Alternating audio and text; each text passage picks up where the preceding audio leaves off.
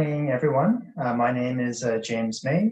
I'm the president of Custom City Global Solutions, which is a SaaS software company that connects trading partners to customs, be it CBP or CBSA. So the topic of my presentation today is online is now the most important channel for businesses today. The growth of e-commerce accelerated by COVID-19. So yeah, basically, I feel this is a really relevant topic because we are, living through the pandemic, and I think we've all been affected by it, and in particular, the way that we shop is changing. E-commerce, I guess, has always been around, but I feel that COVID has maybe sped up the adoption of it, by years in a matter of months. So that's my topic for today. The agenda, we're going to talk about the growth of e-commerce, give some examples on Black Friday statistics and the overall size of the e-commerce market. We're going to get into the details of the customs compliance piece. So this is all of the nitty-gritty details in terms of what you need to submit to customs if you are going to start clearing packages on behalf of your customers. Let's say your customer is opening up a direct-to-consumer channel, you want to open up a direct-to-consumer channel. What do you need to do to comply with the customs and have your packages released in a timely fashion?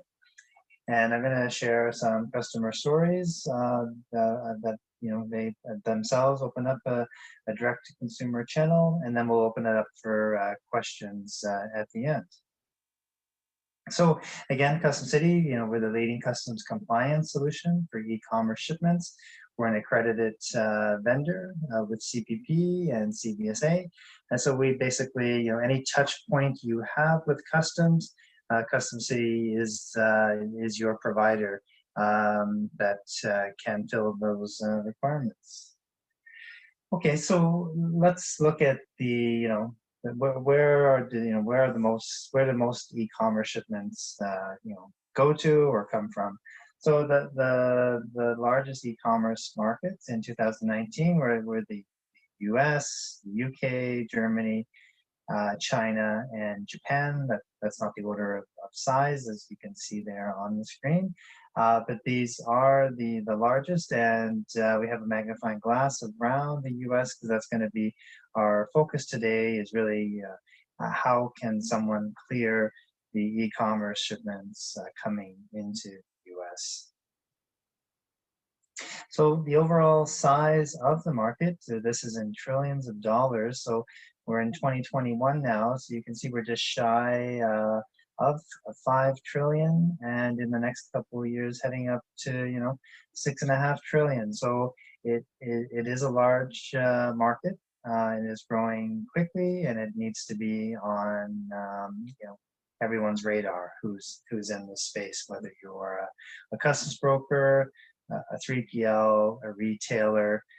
Things are changing, and things are changing quickly. So if we drill down into the US, what's the size of the US market? Well, it's $2.29 trillion. So large a part of the overall market is in the US. 1.8 million small packages arrive in the US every single day. This number had gone up a lot during COVID with the arrival of PPE shipments, the face mask, etc. So, these are direct to consumer, meaning, these packages have been already sold and they're being shipped directly under a direct injection model, which would mean, the packages at origin in China have been pre-labeled with US domestic labels. So once they clear customs in the US, a trucking company can bring them to UPS, FedEx, or USPS and continue on that last mile journey to the customer. So no surprise, 80% of Americans shop on one or more e-commerce platforms. I'm sure you've all heard of Amazon, eBay, AliExpress, and you've probably use them on a regular basis. So with e-commerce, we're not normally worried about duty and tax, from a revenue standpoint in terms of CBP, because with the de minimis value in the US being $800. So when I say de minimis, that means, duty is duty free and tax free. So every country has a different de minimis level. The de minimis level in the US is $800. In Canada, it is much lower. It can be as low as $20, but it has been recently raised to $40 in some circumstances, or $150 if it is a NAFTA or a USMCA shipment. So it could be $40 duty and tax free, $150 just duty free. So yeah, it's a lot easier, I guess you could say, to clear e-commerce shipments in the US because of the higher de minimis, and there are a lot of special messages created for e-commerce shipping in the US, where in Canada they're sort of work in progress still. So to share some of the last statistics from Black Friday. So, there were 9 billion in online sales on Black Friday, which is almost a 22% increase from last year. A large drop in brick and mortar sales. I think that's COVID related, with a lot of shops being closed. Thanksgiving Day traffic, large drop because a lot of stores, took the advice of public health to let's close stores when and where we can. So to avoid crowds and COVID spreading, a lot of stores shut their doors. And Cyber Monday, again, another record of 12.7 billion, which is growth 35% from the year earlier. So again, e-commerce, lots of growth. And again, retailers, 3PLs, customs brokers need to be looking at this, because your customers are looking at this as well. So not to be a Debbie Downer, but e-commerce is growing, but way more purchases occur offline, which is still true. If we look in 2019, $1 in every $5 was spent online. If we look at 2020, $1 in every $4, so a 5% increase. But again, if we look at the offline sales, that it's still a higher proportion. But I think we're still in the early innings of e-commerce, so I suspect not to see a full transition to online, but definitely more of maybe an equal blended mix in the next let's say maybe 5 to 10 years kind of time frame. Okay, so let's look at the details now. So if you want to clear ocean e-commerce shipments, you actually need to submit 3 parts of data. You need to submit an ACE Ocean manifest, and this is security related. It ties back to the Trade Act of 2002, where you could say 9/11. I think these programs were already coming, but 9/11 definitely sped up their adoption, where after 9/11, you could say information about the cargo became more important than the cargo itself. So 24 hours before the loading of the vessel, so if your vessel's loading in Hong Kong, 24 hours before that vessel loads, you need to start submitting information to customs. And it could be submitted directly by the MVOCC, or you could give your house bill details to the ocean carrier and have them submit it. But let's say the MVOCC or the freight forwarder is going to submit information directly to customs, and then in order for them to be set up to do that, they do need a SCAC code. A SCAC code administered by the National Motor Freight Traffic Association. You need an FMC bond, and you need an international carrier bond. If you have all 3, you can complete a letter of intent. Customs will set you up in potentially the Customs City platform and channel, and you can start submitting these details directly to customs. The ISF, or the importer security filing, is really an importer requirement. Again, it's security related.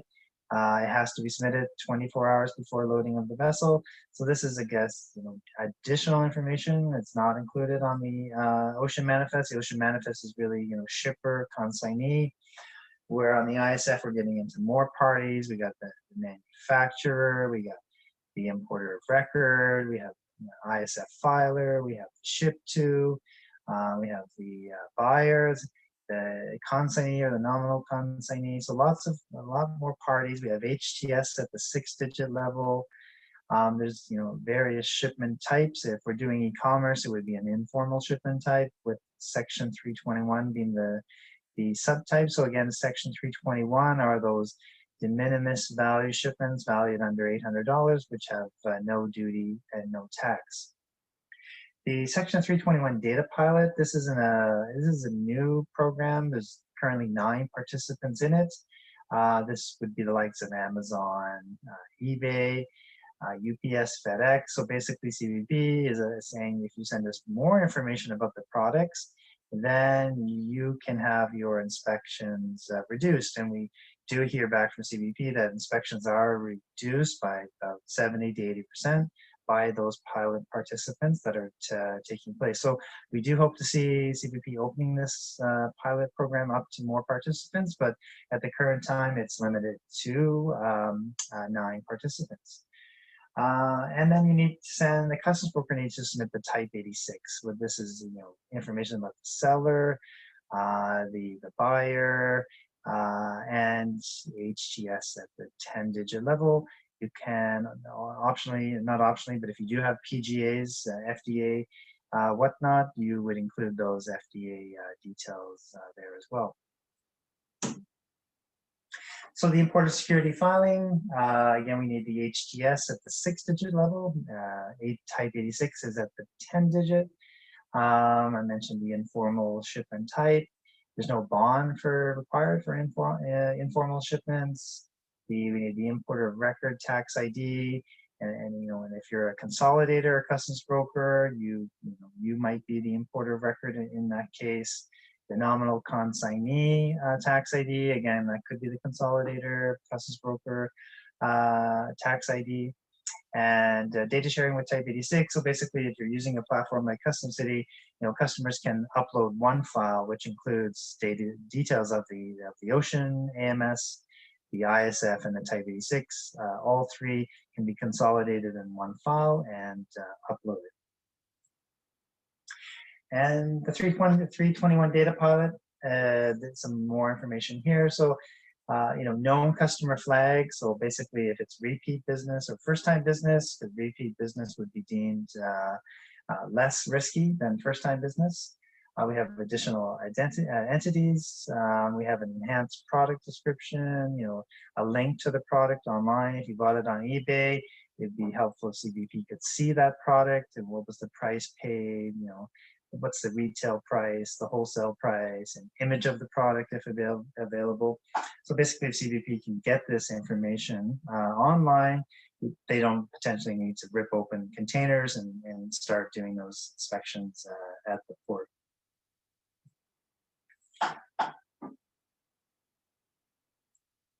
So now let's look at the air process. So the air process is a little simpler because you have 2 documents instead of 3, but you have the air manifest, which needs to be submitted to CBP at least 4 hours before the arrival of the flight.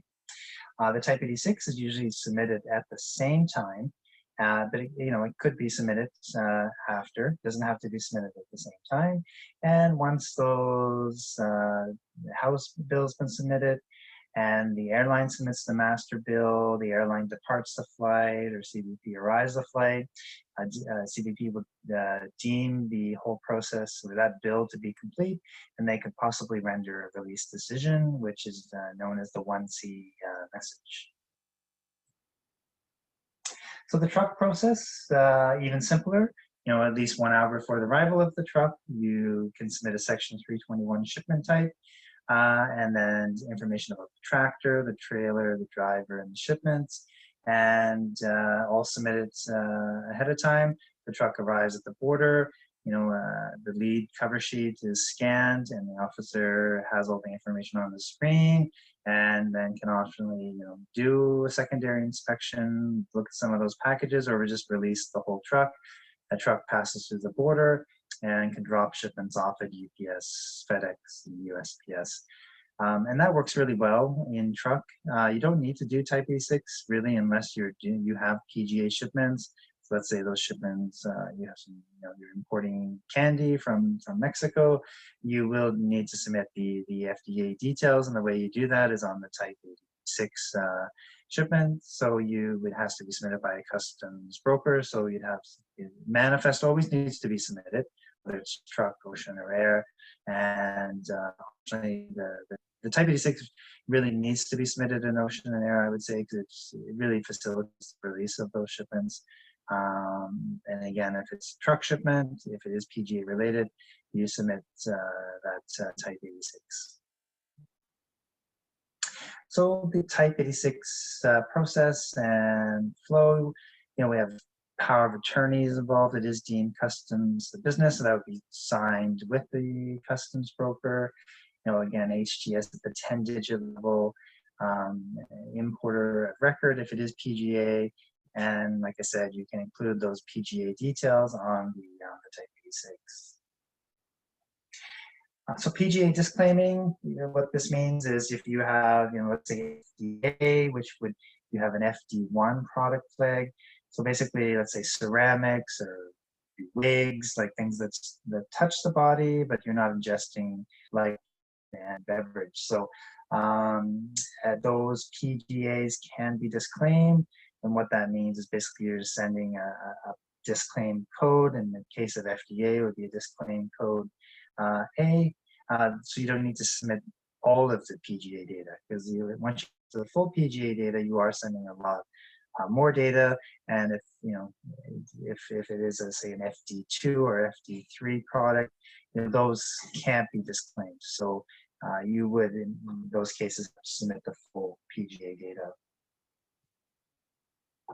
So you can see here a screenshot of our system. Here's an example of the ocean manifest screen. You can see here the bill types. The bills are accepted. Some have to the ISF if that was also submitted in our system, or any system, and we just look at the ISF match back through CBP, or bill on file, meaning that house bill is accepted in CBP, and you can see along the top highlighting number of bills rejected or accepted, held, released, etc.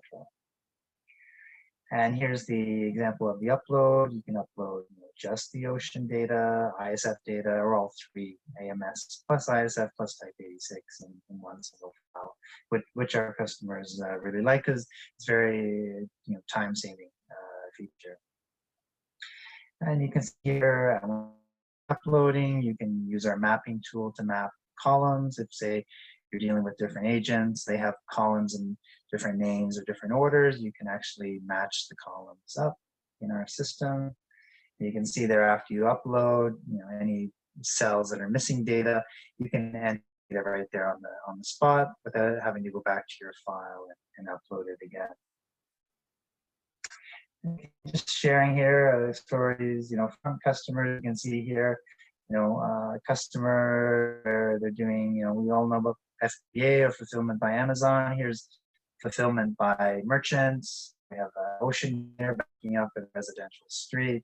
The driver sitting on the side, he's obviously not going to have any part of unloading these boxes. But here, there's a business, filling up their garage with merchandise. So anyone can have an e-commerce business stage right out of their house.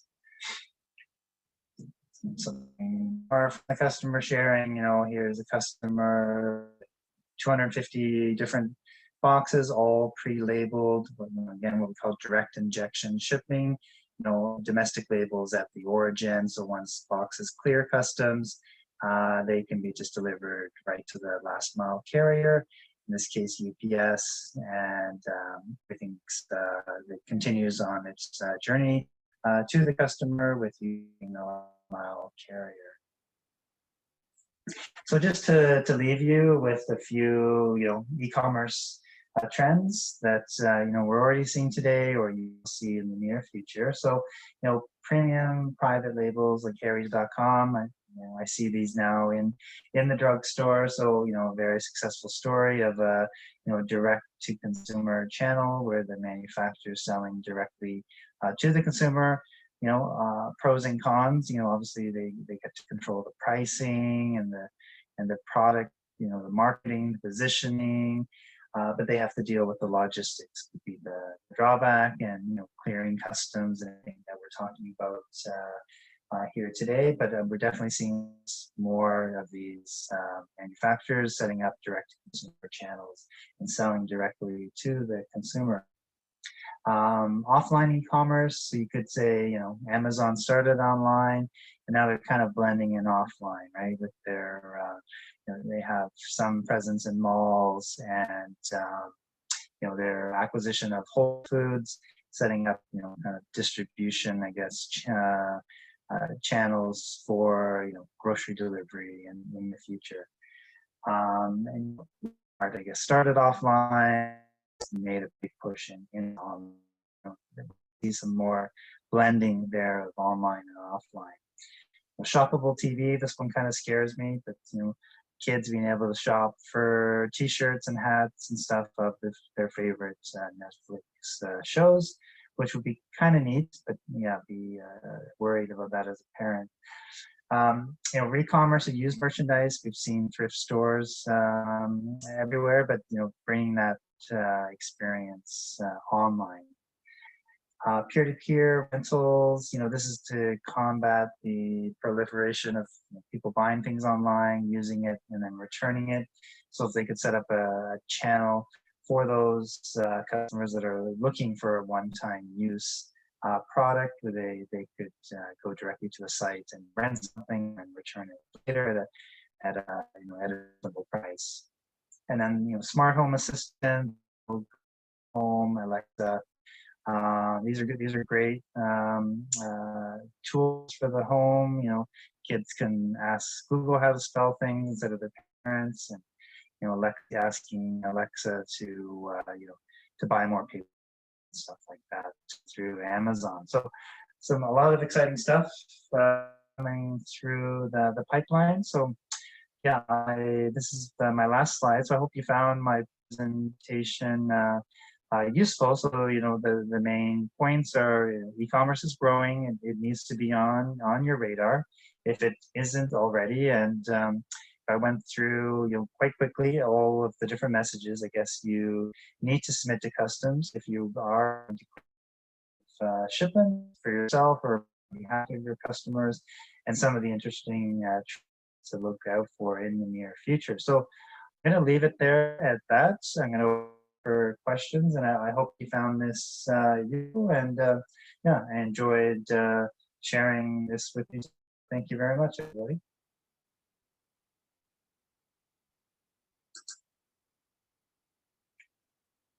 Oh, maybe before I end it, let me just put my contact information here on the screen. In case you have any questions, there's my email. There's a website, customcity.com, and my phone. So that's the last slide, and I hope you enjoyed the presentation. Any questions now or in the future? Don't hesitate to get in touch. Okay, thank you, everyone.